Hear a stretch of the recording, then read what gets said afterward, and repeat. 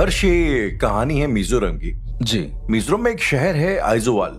Okay. और वहां पे दो भाई हैं जो कि सर्टिफाइड पैरानॉर्मल सर्चर्स हैं, रिसर्चर्स हैं। Apparently, that's what they say। उनका खुद का एक यूट्यूब चैनल भी है। मैं किसी का नाम वाम नहीं लूंगा। लोग लेकिन जो चाहते हैं वो इस स्टोरी को सुनने के बाद सर्च कर सकते हैं, they'll find it out। Okay. ये दो भाई हैं, काफी मशहूर हैं। और 30 जून 2023 को ये अपने गांव के पास एक नदी बहती है, वहां पे घोस्ट हंटिंग के लिए जाते हैं। ओके, मतलब ये दोनों पैरानॉर्मल एक्सपर्ट है ऐसा? ये दोनों पैरानॉर्मल एक्सपर्ट्स हैं। एक्सपर्ट्स आई डोंट नो, लेकिन रिसर्चर्स हैं। 30 जून की रात को ये लोग ऐसी एक नदी थी वहां पे गांव के पास, वहां पे जाते हैं और वहां पे इन्वेस्टिगेशन के पॉइंट ऑफ व्यू से जाते हैं जी।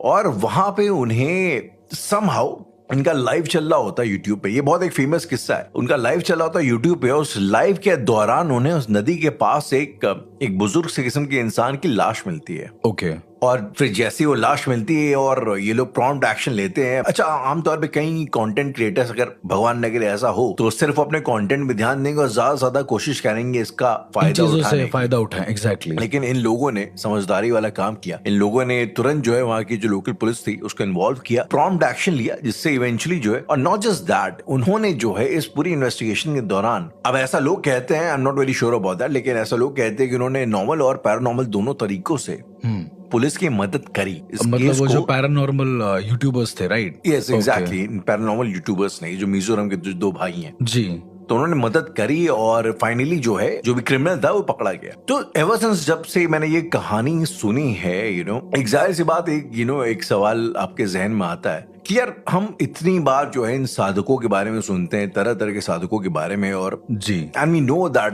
कि दे पोजेस सुपरनैचुरल पावर्स। हम इस बात को स्वीकार करते हैं कि इन जैसे साधकों के पास कोई ना कोई सुपरनैचुरल शक्ति होती है, पारलौकिक शक्तियां हैं। एग्जैक्टली, पारलौकिक शक्तियां हैं। ऐसा क्यों नहीं होता कि ये इस किस्म के लोग जो हैं वो आम समाज की, पुलिस वालों की किसी न किसी तरीके से मदद करें कोई चीज सॉल्व करने में? क्या इससे पहले इन दो भाइयों के अलावा कोई ऐसे एग्जाम्पल्स रहे हैं जहां पे पैरानॉर्मल एक्सपर्ट्स ने आगे बढ़ करके पुलिस की हेल्प करी है किसी केस को सॉल्व करने में?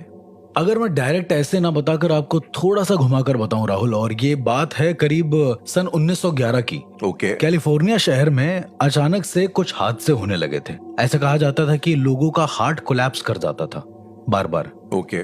थोड़े समय के बाद क्या हुआ कि लोगों को पता चलने लगा कि ये हार्ट कोलैप्सिंग का जो समय है वो करीब दोपहर का है, 12:15 समथिंग का, 12:15 का टाइम पर ये हार्ट कोलैप्सिंग होती थी। जी, कोलैप्सिंग मोस्टली जितने आंकड़े आते थे सामने, करीब 30 से 40 लोग मर गए थे इसी कोलैप्सिंग की वजह से। ओके।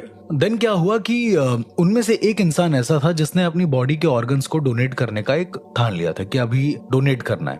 राइट। बट इन सारी चीजों में एक जो बहुत अजीब चीज थी वो ये थी कि जितने भी लोग मरे हैं, ये मरने के ठीक कुछ घंटे पहले अंधे हो गए थे। सारे। ओके। 30-40 का जो भी आंकड़ा रहा है। अब ऐसा कहा जाता है कि 30-40 लोगों के मरने के बाद बड़े ही मिस्टीरियस तरीके से वहां पर कोई एक लड़की आई। ओके। जो कि अल्टीमेटली एक पैरानॉर्मल एक्सपर्ट बनी और उसने बहुत लोगों की मदद करी। लेकिन द थिंग इज कि उसने बार बार सबकी मदद इस तरह से करी कि उनसे वो पैसे नहीं लेती थी। उनसे वो कहती थी कि जब तुम मर जाओगे तो तुम्हारा जो आंख है वो एक पर्टिकुलर जगह पर तुम्हें गाड़नी होगी। वो इस तरह से बोलते हैं, मतलब कि तुम्हें डोनेट करना होगा, पर डोनेशन में तुम्हें आंख जहां जा रही है वहां पर उसे रखवाना होगा कैसे भी करके। ओके। अब इसके पीछे का साइंस क्या थी ये किसी को नहीं पता चला, लेकिन थोड़े दिन के बाद जब वो और लोगों की मदद करने लगी, दरअसल वो खोई हुई चीजों को ढूंढने में ज्यादा मदद करवा देती थी। जैसे मान लीजिए कोई खोया हुआ पैसा हो या फिर कोई खोया हुआ इंसान हो, तो ये लड़की क्या काम करती थी कि ये बता देती थी कि वो इंसान है कहाँ पे। राइट। देन थोड़े दिन बाद क्या होता था कि इस लड़की को वो आंख दी जाती थी, वो इंसान, यानी कि इसका एक पर्टिकुलर शर्त ये थी कि जिस इंसान के लिए भी वो ये काम कर रही है उस लड़की को उसके बदले में 2 आंखें चाहिए, मतलब अ पेयर ऑफ आईज अपने पास चाहिए। वो एक पर्टिकुलर जगह बताती थी जहां पर एक कब्र बनी हुई थी किसी चीज की जी, और वहां पर लाकर वो आंख छोड़ दी जाती थी।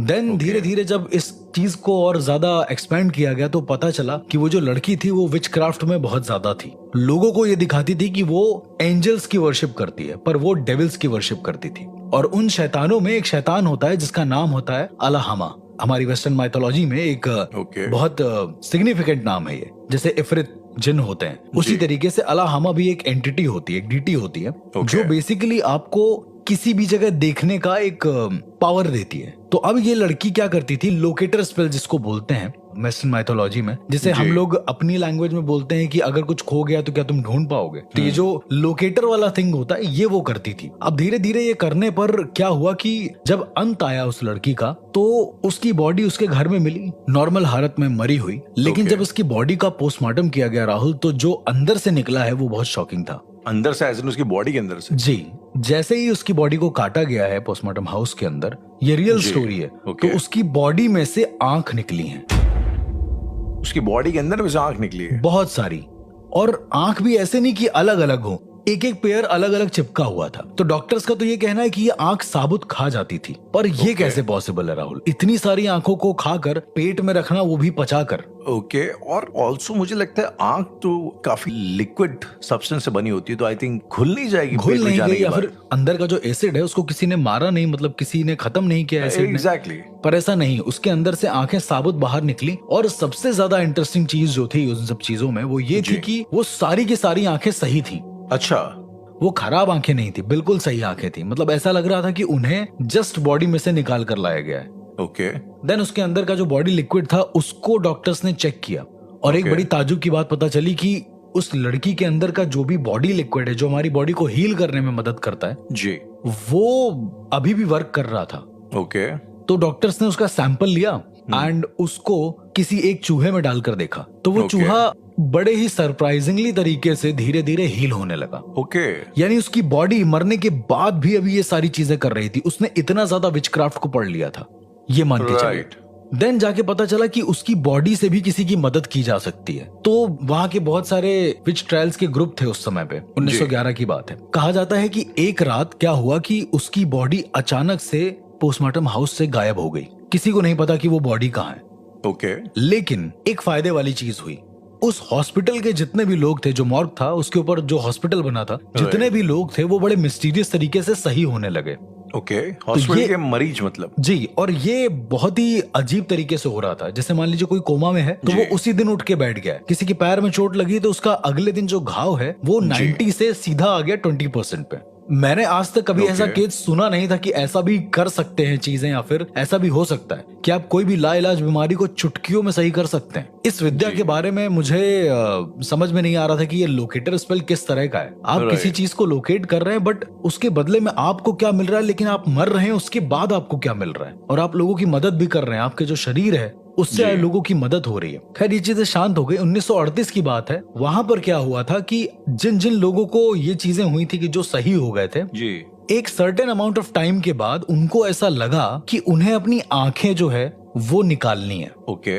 उन्हें ऐसा लगने लगा कि उन्हें अपनी आंखें डोनेट करनी चाहिए। तो मुझे आज भी याद है, उसमें आंकड़े में लिखा हुआ था कि एक हॉस्पिटल में कम से कम नहीं तो 40 से 50 लोग गए थे अपनी आंखें डोनेट करने के लिए एक साथ। अर्श, isn't it कि आप जब तक आप जिंदा होते हैं तब तक आप शायद अपनी आंखें डोनेट कर नहीं सकते हैं जी। प्रॉब्ली मरने के बाद ही जो है आई थिंक कुछ कर सकते हैं। एग्जैक्टली। लेकिन ये सारे आदमी स्वस्थ थे, ये सारे इंसान स्वस्थ थे, तो इनको ये कैसे पता कि ये मरने वाले हैं? राइट। और अगर मरने भी वाले हैं तो ये आकर ये थोड़ी ना कहेंगे मेरी आंखें डोनेट कर लो या फिर कुछ ऐसा। और दूसरा ये था कि इनमें से किसी की भी रिपोर्ट ऐसी नहीं थी जो एबनॉर्मल हो, सब नॉर्मल थे। इन्होंने अपनी आंखें डोनेशन के लिए कर दिया और किसी को नहीं बता रहे हैं कि इनको क्या हुआ था। एंड करीब उसके 3-4 महीने के बाद लोग धीरे धीरे धीरे धीरे मरना शुरू हो गए। द मोमेंट वो लोग मर रहे हैं, जब उसको कलेक्ट करने वाले आते हैं, जो कलेक्टर्स होते हैं, जो आइस को कलेक्ट करते हैं, तो जो लोकेशन दी गई थी जहां डोनेट करना था वो एक सेमेट्री था, वो एक कब्रिस्तान था। ओके।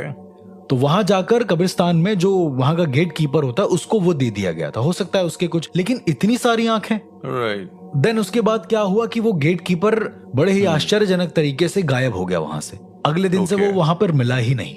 और ये केस अभी तक एक अनसॉल्व्ड केसेस में से एक है वहां के पैरानॉर्मल केसेस में। मतलब आप यहाँ पे ये कहना चाहते हैं कि वो जो भी लेडी थी जो विचक्राफ्ट करती थी जी, तो बेसिकली वो अपने विचक्राफ्ट की मदद से लोगों को हील कर रही थी? नहीं, नॉट हील। मरने के बाद उनकी बॉडी का जो लिक्विड है उसने हील किया था, बट जब वो जिंदा थी तब उन्होंने लोकेट करी थी चीजें। जैसे कोई कुछ खो गया है तो यहाँ पर है, वो वहां पर है, इस तरह से खजाने की तलाश काइंड ऑफ, कि वो ट्रेजर कहाँ पर है वो बता देती थी कि ट्रेजर कहाँ पे है। इस तरह की चीजें करती थी ये लोग। तो मरने के बाद भी जो है वो बेसिकली उनकी बॉडी भी जो है लोगों को हील करती रही बेसिकली कुछ इस तरीके एग्जैक्टली से। उनकी बॉडी के अंदर से जो आंखें बाहर निकली हैं, देन उस जो लिक्विड को डॉक्टर ने उस चूहे में डाला है, तो उस जी। लिक्विड का इस्तेमाल काफी टाइम तक हुआ है। लेकिन द मोमेंट जिस दिन इनकी बॉडी गायब हुई है, सब लोग हील हो गए ऊपर। मेरी थ्योरी Right. ये कहती है राहुल इस सारे मामले में कि उनकी बॉडी जब विचेस ले गई होंगी, जी। तो ऐसा होता है जो विच होती हैं या फिर जो इन सब चीजों की प्रैक्टिस करती हैं, तंत्र विद्याओं की एक तरीके से, जी। वो अपना एक फुल एसेंस छोड़ जाती हैं उस जगह पर जहां उन्होंने काफी समय बिताया होता है।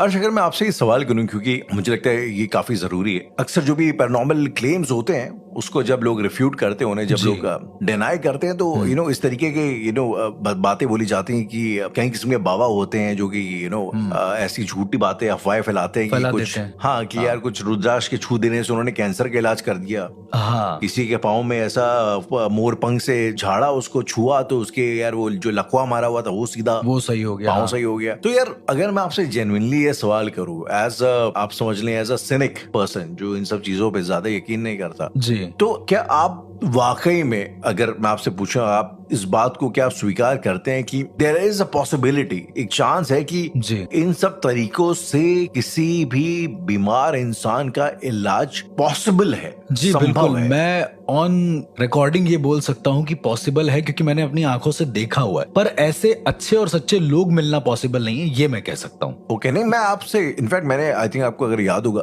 जी। तो मैंने एक स्टोरी भी शेयर करी थी मेरे एक फ्रेंड की मदर की, जिन्हें सेकेंड स्टेज कैंसर था। जी जी जी। और उसका बाद बैंगलोर गई और वहां पे लेकिन अब इसमें देखा जाए ना तो एक चीज होती है अर्श, प्लेसिबो इफेक्ट। इट्स जी। लाइक सेइंग कि उनकी मदर का ये मानना है कि आप चलो अगर आप मिराकल्स पे नहीं भी मानते हो जी। तो मे बी कुछ ऐसा हो सकता है कि यार आप अगर उस पॉजिटिव माइंडसेट में रहते हो कि हाँ मेरी बॉडी ठीक हो जाएगी, तो प्रोबेबली आपकी ठीक हो बॉडी जाती फाइट है। बैक करने लग जाती है। पर राहुल, आपकी बात को कट करते हुए मैं ये कहूंगा कि यहाँ पर इनकी माँ का एक फेथ था, राइट? हाँ, एक फेथ, एग्जैक्टली। लेकिन जो कैलिफोर्निया में हो रहा था उसमें तो किसी को वो नहीं था ना कि क्या फेथ है क्या नहीं है। वो लोग एक रात में ठीक हुए, सारे के सारे मरीज करीबन 3 दिन के बाद डिस्चार्ज हो गए उस हॉस्पिटल से। ओके। और ये एक सोचने वाली बात है, बहुत बड़ी बात है। कहीं से लेट सपोज हॉस्पिटल भी कमाता ही है वहां जी, से, राइट? जी। लेकिन 3 दिन के बाद अचानक से सारे मरीजों को आप डिस्चार्ज कर रहे हैं, तो कैसी हालत होती होगी डॉक्टर्स की सोचने में। जरा एक बार ये सोच के देखिए। नहीं, डेफिनेटली आई कैन टोटली और सेकंड। मेरा ऐसा मानना है उस विच का, जो लड़की थी जो लोकेटर स्पेल करती थी, जी, उस विच का जितना भी अब तक का किया हुआ ऑरा था, जितना भी उसने सीखा हुआ था, वो उसकी बॉडी में कहीं ना कहीं रहा होगा। वो उसकी बॉडी में कहीं ना कहीं रहा होगा और शायद उसी की वजह से लोग हील हो रहे थे। लेकिन जैसे मैंने आपको बताया कि every blessing comes with a curse, तो अगर Right. उन लोगों को वो ठीक होने की ताकत मिल गई तो उसके साथ साथ उन्हें ये भी कर्स मिला कि तुम्हें मरते वक्त या फिर जब तुम्हारी मौत होने वाली होगी, जी। तुम्हें अपनी आंखें डोनेट कर देनी है। ओके, मतलब this is your way of giving it back. यहाँ से मुझे एक सवाल और याद आया अर्श कि मैं अक्सर देखता हूँ कि आप जो है काफी पैरानॉर्मल केसेस को हैंडल करते हैं। जी। देश के कई कोनों से लोग आपको फोन कर करके अपनी समस्याएं बताते हैं, जी। एंड नंबर ऑफ टाइम्स आप वो पेन्स ले करके आप जाते हैं लोगों के लोकेशंस पे, उनकी सिटीज में हील करने के लिए, जी, बिल्कुल। हीलिंग करने के लिए। But the surprising part is कि आप इन सब चीजों के लिए कुछ पैसा चार्ज नहीं करते। जी। अब अगर इनिशियली मैं किसी को बताऊंगा तो उसको लगेगा कि ये बड़ी फिलेंथ्रोफी वाली बात हो रही है, हाँ। कि इंसान एक समाज सेवा के लिए ये नहीं कर रहा। लेकिन मैं बता दूं कि जो भी हमारी ऑडियंस है, अर्श का बेसिकली फेथ ये है कि ऐसा करना ऑन प्रिंसिपल गलत है, और ऐसा करने से कई बार जो हीलर है उसके घर में प्रॉब्लम्स भी हो जाती हैं, किसी से पैसा लेने से। किसी से पैसा लेने से। आई मीन अगर अर्श इस बारे में आप थोड़ा सा बात करना चाहे तो फिर ओके विद दैट। क्योंकि बहुत सारे लोग ऐसे हैं जो ऑलरेडी परेशान हैं, और मैं आजकल जिनको भी देखता हूँ वो पैसा लूटने के चक्कर में रहते हैं कि आप हमें दे दो। अब कोई इंसान अगर परेशान है तो मुझसे क्या पैसा मांगोगे, तुम मुझसे क्या ही Right. लोगे पैसा, वो ऑलरेडी परेशान है। तो ये कह सकते हैं कि मेरे गुरु के सिखाया हुआ कुछ चीजें हैं या फिर ऊपर वाले की दी हुई चीजें हैं कि हम नहीं लेते हैं। और अब रही बात, जितने भी लोग हैं, कितने भी बुरी बुरी चीजें आती है, तो अगर मुझ पर कुछ होता है तो उसके रखवाले ऊपर वाले हैं। मेरा ऐसा मानना है कि दुनिया में कई सारे ऐसे साधक हैं जो अपने फायदे के लिए नहीं करते हैं काम, जो लोगों के फायदे के लिए चीजें बताते हैं। जैसे मैं आपको सीधा एक एग्जांपल देता हूँ। राइट। ये बात है सन 2008 की। Okay. 2008 के आसपास अगर आपको हल्की सी भी न्यूज में इंटरेस्ट, क्योंकि आपको तो है ही इंटरेस्ट, जी। आपने क्या ये सुना था कि कुछ करीबन 50-60 लोगों का एक ग्रुप था, खूनियों का, अपराधियों का, वो एक साथ पकड़ लिया गया था पुलिस के द्वारा। कुछ Right, ऐसा हाँ, खूनी थे, ऐसा कुछ कुछ। क्राइम करते थे वो लोग, ग्रुप था, एक गिरोह था, वो पूरा पकड़ लिया गया था। जी, एमपी की कहानी थी। जी, एमपी की कहानी थी और उसके पीछे एक सीक्रेट कुछ और था राहुल। उसके पीछे Okay. सीक्रेट था एक ब्लाइंड देवी साधक का। ओके मतलब एक ऐसी साधक जो अंधी थी। ओके, थोड़ा अगर स्टोरी की आप डिटेल्स बताना चाहें तो। सो एमपी में क्या हो रहा था कि बहुत सारी लड़कियों का अचानक से रेप हो रहा था एक समय पे। कुछ लोग गायब हो Okay. रहे थे, क्राइम हो रहे थे, not rape only, it's about all the crime जो भी वहां पर हो रहे थे। जी जी। और पुलिस बहुत परेशान थी क्योंकि कभी भी कोई भी इंसान मिलता नहीं था, कोई सबूत Okay. नहीं मिलता था। देन ये जो एक ब्लाइंड देवी साधक थी, इसने एक अपना मत रखा कि मैं ढूंढ सकती हूँ, क्योंकि वो लोकेटर स्पेल कर सकती है। इसका ये कहना था, वही लोकेटर स्पेल जो मैंने आपको बताया था जी जी जी। कि कैलिफोर्निया में कोई कर रहा था। पर इस लड़की के साथ प्लस पॉइंट ये था कि जब भी ये किसी मुजरिम के बारे में बताने जाती पुलिस को, जी तो सीधा बताती कि मुझे पहले उसके घर वालों से मिलना है जो पीड़ित है। तो लड़की उसके Okay. घर वालों से मिलती, उसको तो अंधी थी, उसको कुछ दिखता नहीं था, और बस थोड़ी देर में कुछ सोचती और अचानक से कहती कि कोई ऐसा इंसान है जो हाथ में काला धागा बांधे हुए। मतलब वो डायरेक्ट उसका चेहरा नहीं बताती थी, वो बताती थी कि वो जगह कहाँ है जहां पर उनकी बच्ची है, या फिर वो इंसान कहाँ रहता है जिसने मारा है, जिसने खून किया है। और पुलिस इन सारे कोऑर्डिनेट्स के, एक तरीके से वो कोऑर्डिनेट ही देती थी सारे। जी, और जी, पुलिस इन सारे कोऑर्डिनेट्स को सॉर्ट आउट करके सीधा सीधा खूनी को पकड़ लेती थी। और ऐसे उसने Right. कम से कम नहीं तो 57 से 58 लोगों को पकड़वाया राहुल। ओके बहुत फेमस हुई थी उस समय पे वो, और मैं उससे तब मिला था जब उसकी उम्र काफी ढल चुकी थी। मतलब काफी टाइम बाद मैं उससे मिला था। जब मैं उससे मिला तो उस साधक से मैंने पूछा कि आप जो है कैसे ये सब चीजें करती हैं। तो उन्होंने कहा कि मैं तो अंधी हूं, मैं कुछ नहीं करती हूँ, जो भी करती है ये शक्ति करती है। ये शक्ति मतलब कोई मैंने उसको और वही entity? पूछा कि ये शक्ति क्या, तो उसने अपनी आंखों की तरफ इशारा किया हुआ था कि ये शक्ति करती है। अब जब Okay. आंख ही नहीं है तो शक्ति किस काम की? उसने अपनी आंखों की तरफ इशारा करके। एग्जैक्टली। तो मैंने उसको पूछा कि एंड शी वाज ब्लाइंड, वो अंधी थी। She was blind. बचपन में ना राहुल, मेरा एक आईपॉड हुआ करता था, मैं उसको Okay. बहुत प्यार करता था, म्यूजिक सुनता था। जी वो खो गया था और मुझे आज तक नहीं पता चला कि वो कहाँ है। तो मैंने उनसे ऐसे ही पूछ लिया कि क्या आप मुझे ये बता सकती हैं कि ये मेरा आईपॉड किधर है। उन्होंने सीधा मुझे बोला कि तुम सफेद कलर के कपड़े पहनकर मेरे सामने बैठे हुए हो, जबकि उन्होंने मुझे नहीं देखा था, ऑब्वियसली शी इज ब्लाइंड। और उन्होंने कहा कि तुम्हारा जो आईपॉड था वो रास्ते में साइकिल चलाते वक्त गिर गया था, इसीलिए तुम्हें नहीं पता कि वो आईपॉड कहाँ गया है। Right. मतलब ब्लिंकिंग की तो बात ही छोड़ दीजिए, मैं जितनी देर में सोच पाता उनके बारे में, उससे पहले उनके पास जवाब था। इट जस्ट लाइक कि उनको पहले से ही पता है कि मैं क्या बोलने वाला हूँ। फिर मैंने उनसे उनके वो 57 जो खूनी को पकड़वाया था उन्होंने, उसके बारे में पूछा तो उन्होंने सारी चीजें बताई। लेकिन राहुल, डोंट यू थिंक कि जो भी इंसान साधक होता है या फिर जो लोगों की मदद करता है निस्वार्थ भाव से, उसके साथ दिक्कतें भी बनी रहती हैं। इस चीज के लाइक रियल लाइफ एग्जांपल्स है। आई मीन अगर लोगों ने कॉन्जरिंग जो फिल्म है वो देखी हो, जी जी जी। तो उसमें जो कपल था, जो like real life Ed and Lorraine Warren, जो रियल Okay. लाइफ कपल है, तो उनकी पर्सनल लाइफ भी जो है काफी उनके मतलब आप कुछ एक्सप्लेन कर पाएंगे इसके बारे में? एक्सप्लेन क्या, बेसिकली जो एडवर्ड वॉरेन और जो लोरेन वॉरेन, जो बेसिकली जो रियल लाइफ कपल है, अगर किसी ने कॉन्जरिंग देखी हो तो कॉन्जरिंग में एक रियल लाइफ कपल है जो कि लोगों के यहाँ जाके एग्जॉर्सिज्म करता है, वहां पे बेसिकली जो पैरानॉर्मल चीजें होती है उन्हें इन्वेस्टिगेट करता है। Okay. I mean they like to call themselves paranormal investigators, not experts, investigators. Investigators Yes. Terminology वो यूज करती हैं। और जो लोरेन है वो एग्जैक्टली थोड़ा साइकिक भी है, तो उनके अंदर कुछ Okay. साइकिक एबिलिटीज भी हैं। ऑलरेडी उनको समझ में आ जाता है कि क्या होने वाला है, या उन्हें फिर समझ में आ जाता है, महसूस हो जाता है एक उन्हें तरीके से। एंटिटीज वो महसूस कर पाती हैं। और जो काफी फेमस केसेस हैं अमेरिका के, जिनके ऊपर मूवीज वगैरह बनी हुई है, जी, वो सब जो है ज्यादातर के इन्होंने 10,000 से ज्यादा केसेस जो है सॉल्व किए हैं। सॉल्व करें। एग्जैक्टली इनके बारे में मैंने भी पढ़ा था। या हाँ, आई एम प्रीटी श्योर जो भी पैरानॉर्मल में थोड़ी बहुत भी इंटरेस्ट रखता है, रुचि रखता है, तो उन्होंने एड एंड लोरेन की स्टोरी कभी न कभी देखिए, जानी या पढ़ी होगी। But the point I am trying to make is कि ये जो कपल था, ये थ्रू आउट द लाइफ, एक तो सबसे पहली बात बड़े कंट्रोवर्सी में रहा, जी, काफी ज्यादा कंट्रोवर्शियल था, लोग इन पे तरह तरह की लांछन लगाते थे। जो लोकल चर्चेस थे जो वहां जी। के, उनका इनका एक लाइक 36 का आंकड़ा बनाया रहता था। जी। तो हाँ, जो आप बता रहे हैं कि जो इस तरीके के लोग जो कोशिश करते हैं मदद करने की, पारलौकिक चीजों में रहते हैं, उनके हाँ साथ कुछ जी। ना कुछ होता है। कुछ ना कुछ इनके साथ तो बना इसी रहता है। ब्लाइंड देवी साधक को जब मैंने ये चीज पूछी तो उन्होंने पता है क्या बोला राहुल? जी। उन्होंने बोला कि लोगों की नजरों में मैं अंधी हूँ, लेकिन Okay. मुझे सब कुछ दिखता है, वो जो नॉर्मल इंसानों को भी नहीं दिखता। दिखता है। जब मैंने पूछा कि क्या, तो उन्होंने कहा कि मुझे मौत दिखती है। मुझे मौत दिखती है। मैंने कहा कि ये कैसे पॉसिबल है? तो उन्होंने मुझसे सीधा कहा कि जब भी कोई इंसान मरने वाला होता है, वो इंसान बताता है कि मैं मरने वाला हूँ। उनके आसपास का ये एक दायरा होता है। उनके कहने का मतलब है कि वो जिस घर में बैठी होती हैं, उस घर से 3-4 घर छोड़कर भी अगर कोई इंसान की मौत होने वाली होती है, तो वो इंसान की आत्मा खुद आकर इनको बताती है। मतलब इनको एक विजुअलाइज होता है कि वो इंसान आ रहा है और कह रहा है कि मैं मरने वाला हूँ। ओके। अब मेरा रास्ता कहाँ है? राहुल, ये जो सवाल है ना कि अब मेरा रास्ता कहाँ है, मरने के बाद क्या होता है, ये किसी को नहीं पता है। उस दिन मैंने उनसे जाना कि मरने के बाद एक्चुअली होता क्या है। उन्होंने मुझसे कहा कि मरने के बाद एक रास्ता होता है जिस रास्ते पर जाना होता है। अब वो रास्ता हर इंसान के हिसाब से अलग है, हर एनर्जीज के हिसाब से अलग होता है। हिंदू में अलग, मुस्लिम में अलग, लेकिन वो जाता एक ही तरफ है। सीधा कहने का मतलब ये है। तो उन्होंने कहा कि वो रास्ता जिधर से होकर जाता है उसे हम लोग कपाल दृष्टि बोलते हैं। ओके। क्या मैं ये पहली बार इस टर्म को सुन रहा था, कपाल दृष्टि नाम की भी कोई टर्म होती है। अर्श, क्या ये जो शिवजी की तीसरी आंख बोली जाती है, क्या ये वही चीज है? अब बहुत सारे लोग इसको कंपेयर करते हैं, जो तांत्रिक या जो एक्सपर्ट्स इसको जानते हैं वो इसे कंपेयर करते हैं शिवजी की तीसरी आंख से। लेकिन मेरा ऐसा मानना है कि ये कुछ और है, बहुत ज्यादा अलग। मैंने उनको पूछा कि आपकी फैमिली कहाँ है। दरअसल में उनकी फैमिली में कोई नहीं था। तो उन्होंने बोला कि मैंने ही अपनी फैमिली को जलाया है अपने हाथों से। ओके।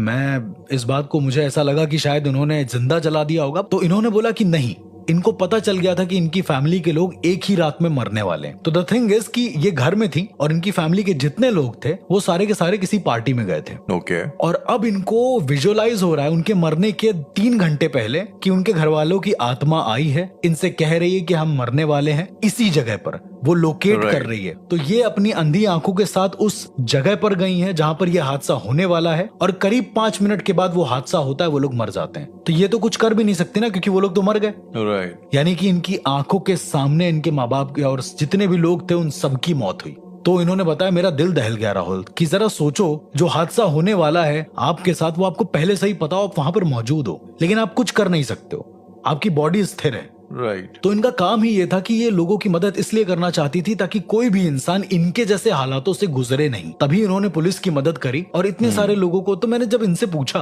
कि फॉर्मल टर्म में जब मैंने बात करी कि जब मैं किसी को हील करता हूं तो उसके पेन अपने ऊपर लेता हूं, आप क्या करते हैं? तो ये कहती है कि जब मैं किसी लोकेटर स्पेल को करती हूँ या फिर इस चीज के बारे में बताती हूँ किसी को, तो मेरी उम्र 1 साल कम हो जाती है। क्या मेरी उम्र 1 साल कम हो जाती है? अब ये मेरे लिए बिलीव करना तो पॉसिबल नहीं था, लेकिन उनकी उम्र जितनी तेजी से घट रही थी, मतलब मौत की तरफ जा रही थी, वो देखने के लायक था। मतलब हर 1 साल में उनके चेहरे पर रिंकल्स और ये सारी चीजें वो मोस्टली मर ही जाती, और शायद अब वो बची भी ना हो, क्योंकि बहुत टाइम हो गया उनसे मिले हुए। ओके। कोई फोन नहीं रखती हैं, कोई कुछ नहीं रखती, बस उनका एक घर है निर्धारित है जहाँ पे एक बड़ा सा नीम का पेड़ है और वहीं पर वो रहती हैं। तो ऐसा भी होता है साधकों के साथ जो इस तरह की प्रक्रियाओं में या चीजों में रहते हैं। कहते हैं राहुल, अगर अच्छाई है तो बुराई भी है। मैं कुछ ऐसे ब्लाइंड लोगों को जानता हूँ जिनके पास दृष्टि तो नहीं है, लेकिन उनके पास मौत की दृष्टि है।